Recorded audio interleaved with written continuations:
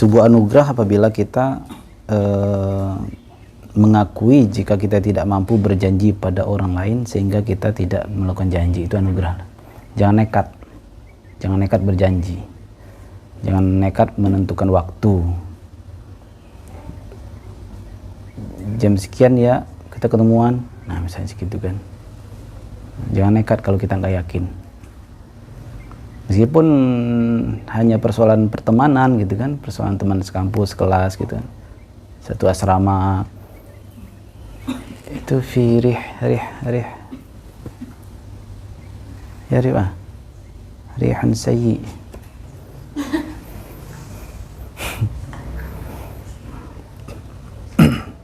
Meskipun hanya teman seasrama, terus kita janjian bertemu, kalau tidak yakin, nah jangan. Kalau tidak yakin, jangan nekat. Ya. Janji jam sekian, telat 1 jam. Janji jam sekian, telat 2 jam. Gitu. Akhlaknya orang berthariqah itu semestinya ketika berjanji, bahkan dia lebih dulu datang setengah jam, 1 jam sebelumnya. Karena ada istilahnya apabila seorang, ini bab janji silaturahim ya, janji silaturahim atau janji berkunjung, kan ada istilahnya ruhani amalan itu sudah mendahului perbuatan itu ke tempat itu. Ruhaninya sebuah amalan atau spiritnya sebuah amalan itu sudah menempati tempat yang kita janjikan itu. Apalagi berjanji untuk datang kajian jam berapa, hadirlah kalau bisa lebih cepat gitu sebetulnya. Jadi tidak berjanji, tidak PHP ini orangnya. Apa PHP itu panjangnya apa? Pemberi harapan palsu. Oh, baru tahu panjangnya. Pemberi Harapan palsu. Oh.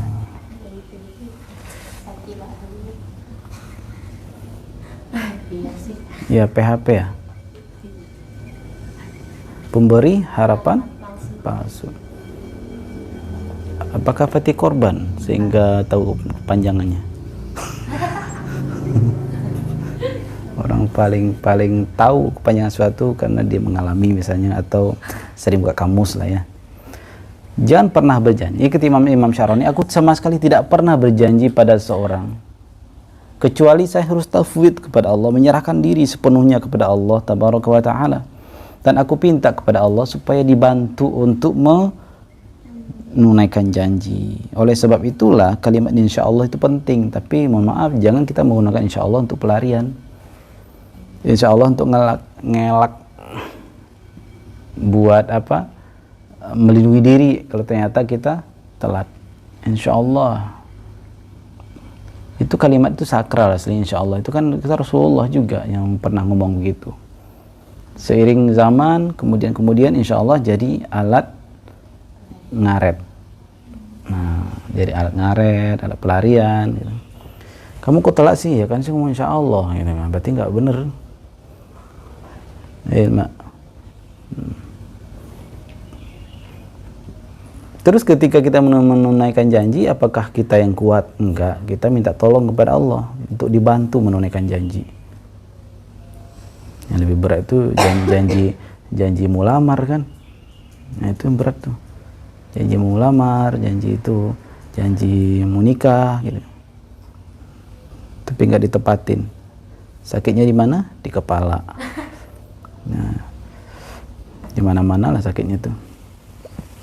Jadi harus ditunaikan. Kenapa? Karena ingkar janji itu salah satu tanda-tanda kemunafikan. Ini tanda-tanda ya. Belum tentu orang itu munafik. Kan min alamatin nifaq. Apa ya? Ayatun nifaq. Ayat itu tanda-tanda. Tanda-tanda itu jangan gara-gara itu langsung kamu munafik. Nggak boleh. Itu mah di sinetron. Mak. Sinetron gitu.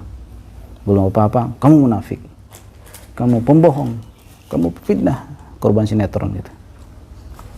Karena di hadisnya itu min alamati min ayatin nifaq. Tanda-tanda. Apakah orangnya munafik? Ya enggak gampang itu memvonis orang. Terus ada lagi orang menyalahartikan bab munafik ini seperti gayanya doang soleh tapi perangainya, itu bukan munafik. Hanya dia belum mampu saja untuk mengaplikasikan, merealisasikan amaliyah batinnya. Kan mungkin dia sedang berproses. Tampilannya soleh tapi perangainya, tingkahnya dasar munafik. Kayak udah aman aja, nanti juga munafik gitu kan. Hati-hati kalau gampang vonis orang, kita pun nanti akan mengalami ucapan kita sendiri. Maka tenanglah, rehat dari berpikiran jelek pada orang lain. Rehat enak kalau rehat itu. Udah ada fasilitas rehat, kita mesti milih fasilitas apa? Fasilitas yang bikin sibuk. Kan rehat kan enak gitu, santai gitu kan. Istirahat, tidur, ngaji itu enak tuh. Ya.